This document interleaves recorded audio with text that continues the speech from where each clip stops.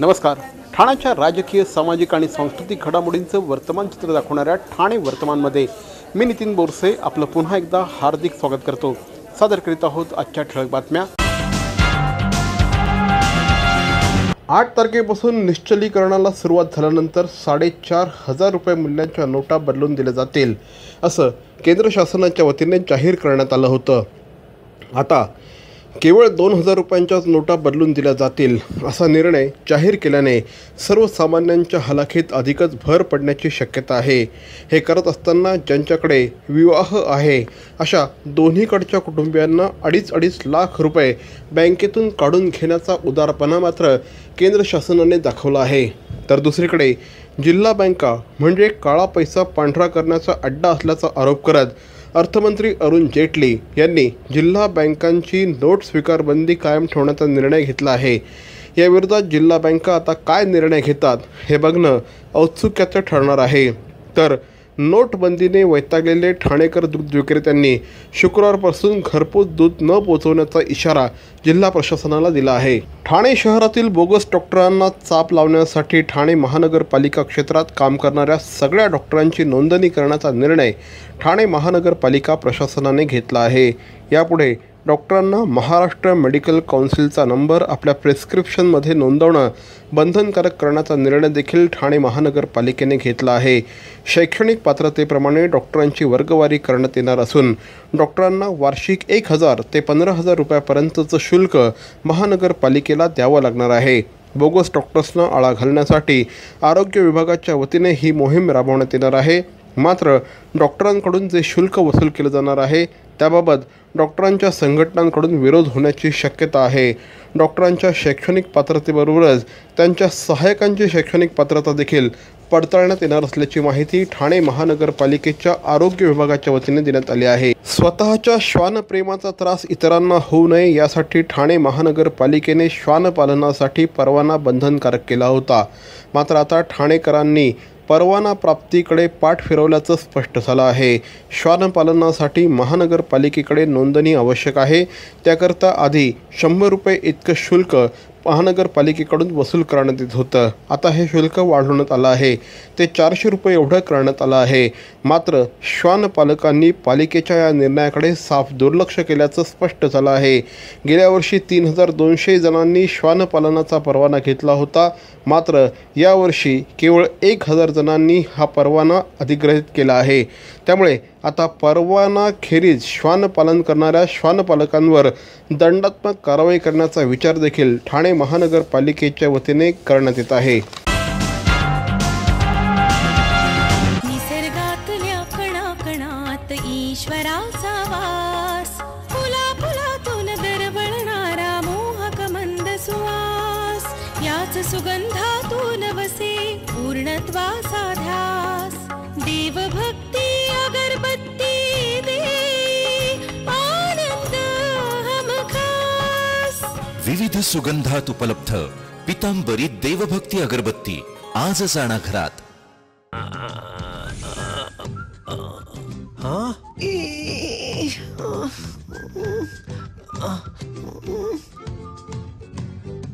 To do the DTH recharge immediately, just click on TJSP Smart Money. Enter your MPIN. Go to Merchant Payment. Select DTH Recharge, Service Provider, your account number, the money you want to transfer. Select your account, enter transaction PIN, and it's transferred.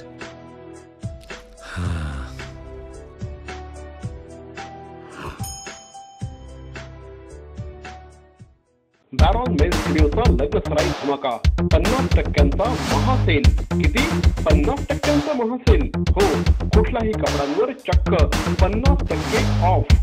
Baron men's studio, आमंत्रण hotel जवळ, जिल्हा परिषदेसमोर, station road, Thane. दूरध्वनी 022-2530-4837. बॅरॉन men's studio. Thane महानगरपालिकेच्या परिवहन सेवेचा कारभार सुधारा, अन्यथा परिवहनचं अनुदान बंद करू आणि खाजगीकरणाकडे घेऊन जाऊ असा सज्जड दम पालिका आयुक्त संजीव जयस्वाल यांनी परिवहन प्रशासनाला दिला आहे. गेल्या अनेक वर्षांपासून परिवहन सेवेबाबत ओरड सुरू आहे. मात्र ढिसाळ कारभारामुळे परिवहन सेवा सातत्याने वादाच्या भोवऱ्यात अडकते. अनेकदा या संदर्भात बैठका झाल्या, बऱ्याचदा सेवा सुधारण्याचं आश्वासन मिळालं, मात्र तरीही ही सेवा सुधारणं तर दूरच मात्र अधिकाधिक ढिसाळ होत गेली. त्यामुळे आता तरी कारभार सुधारा, अन्यथा अनुदान रोखू, वेळ पडल्यास खाजगीकरणाचा देखील विचार करू, असा सज्जड दमच पालिका आयुक्तांनी दिला आहे. त्यासाठी जानेवारी महिन्यापर्यंतची मुदत ठाणे महानगरपालिकेच्या परिवहन प्रशासनाला देण्यात आली आहे. काल या संदर्भातली एक महत्त्वपूर्ण बैठक पालिका आयुक्तांच्या अध्यक्षतेखाली ठाणे महानगरपालिकेत झाली. त्यावेळेस हा निर्णय घेण्यात आला. पुरातन ठाणे शहराची ओळख असलेल्या मासुंदा तलावाच्या सौंदर्यात आता रंगीत संगीत कारंज्यांची भर पडणार आहे.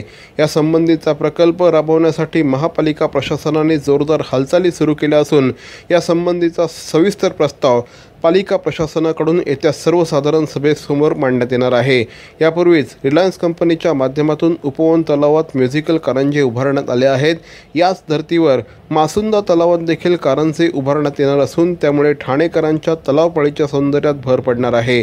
ठाणे हे तलावांचं शहर म्हणून ओळखलं जातं.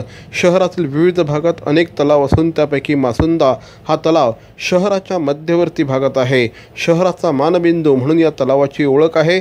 मासुंदा तलावाच्या काठावर कडकरी रंगायतन असून तलावाच्या मधोमध असलेल्या मंदिरामुळे तलावपळीचं सौंदर्य खुलून दिसतं.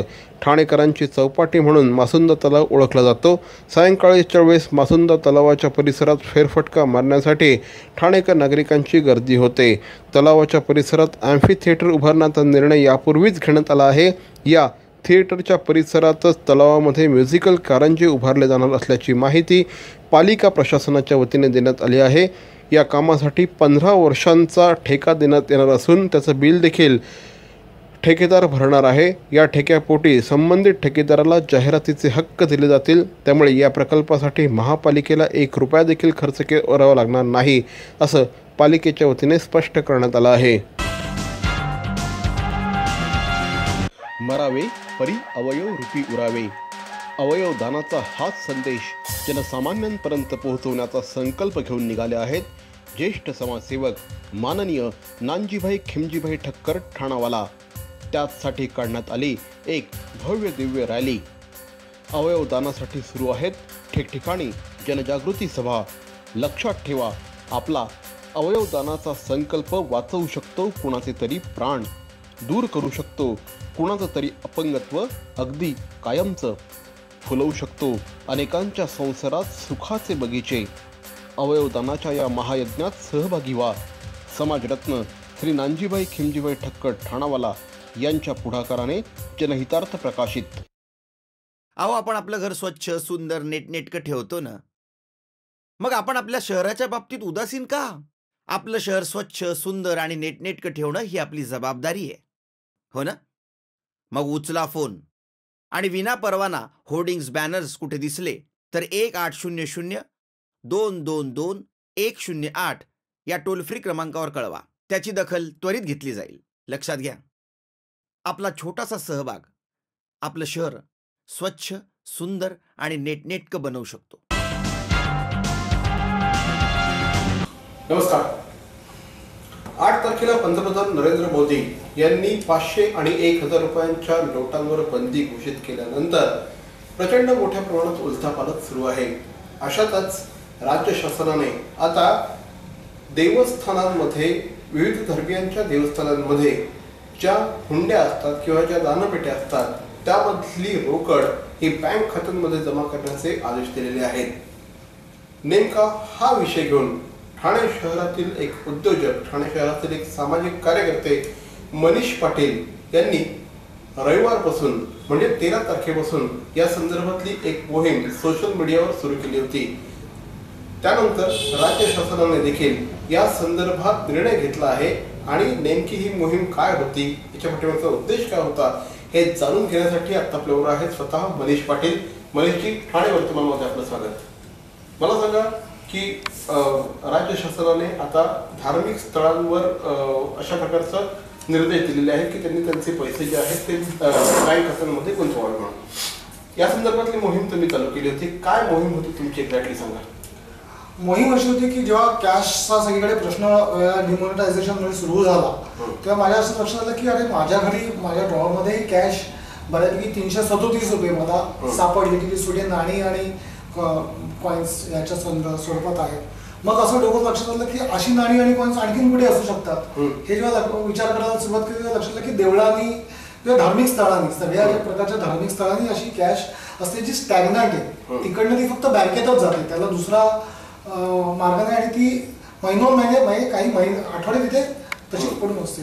ही जर कॅश वापरात आली तर आता जो काही कॅश आणि ह्याच्यासाठी जो रोकडेचा जो प्रश्न आहे तो निकालात तो बऱ्याच प्रमाणात सुटू शकतो. आणि जर अख्ख्या भारताचा विचार केला तर अक्षरशः कोट्यवधी रुपये हे सगळी जमा पुंजी केली तर कोट्यवधी रुपये हे या सगळ्या देवस्थानांनी असण्याची शक्यता आहे. आणि म्हणून मी ते आवाहन करायला सुरुवात केली रविवारी 13 नोव्हेंबर 2016 पासून की व्हॉट्सअप आणि फेसबुकच्या माध्यमातून. त्याच्यासाठी मग मी असं सिम्पल आयडियाज अँड सोल्युशनचं जे फेसबुक पेज आहे त्याच्यावरती आमचं हे माझ्याकडची जी कॉईन्स सुटी कॉईन्स आणि याचा एक फोटो काढून पोस्ट केला आणि त्याच्यानंतर ही नोट केली आणि सगळ्यांना आवाहन केलं. आणि त्याला आणखीन हेही आवाहन केलं की ही मला आयडिया जशी सुचली तसे इतर अनेक आयडिया असू शकतात की ज्याच्यामुळे आपल्याला कॅशचा प्रश्न वरती मात करता येईल. तर लोकांनी आपापल्या आयडिया आणाव्यात, त्याच्यामध्ये आपण हे करून त्या ज्या चांगल्या असेल त्या अंमलात आणल्या जात म्हणजे त्या कन्सर्न डिपार्टमेंट सेक्शन्स त्या अंमलात आणतील. तुम्ही ज्यावेळेस हे तुम्ही करायला सुरुवात केली होती की फेसबुकवर ज्यावेळेस तुम्ही ही मोहीम राबवायला सुरुवात केली, सोशल मीडियावर तुम्ही ही मोहीम राबवायला सुरुवात केली त्यावेळेस नेमकं तुम्ही काय केलं होतं, कोणाला तुम्ही आवाहन केलं होतं? बऱ्याचशा लोकांना तुम्ही त्यांच्या फेसबुक पेजेसवर जाऊन तुम्ही आवाहन केलं होतं, काय काय केलं होतं? 13 तारखेला हे पोस्ट केल्यानंतर बऱ्यापैकी रिस्पॉन्स येत होता.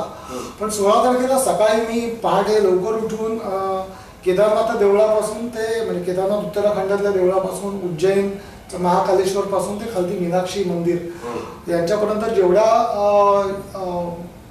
देवस्थानांची म्हणजे आपलं इव्हन मुंबईतलं सिद्धिविनायक मंदिर आणि महालक्ष्मी मंदिर यांच्या फेसबुक ऑफिशियल किंवा अनऑफिशियल पेजेस मी तेवढं चेक करत नव्हतो की ती कुठची पेजेस त्यांची ऑफिशियल किंवा अनऑफिशियल पेजेस त्या पेजेसवरती जाऊन त्यांचा रजिस्टर्ड युजर होऊन त्यांना मग ते पोस्ट करता येत होतं. सो मी त्यांचा रजिस्टर्ड युजर व्हायचो आणि मग त्यांना ती सगळी माहिती पोस्ट करायचो जेणेकरून त्यांच्यापर्यंत ती पोहोचेल.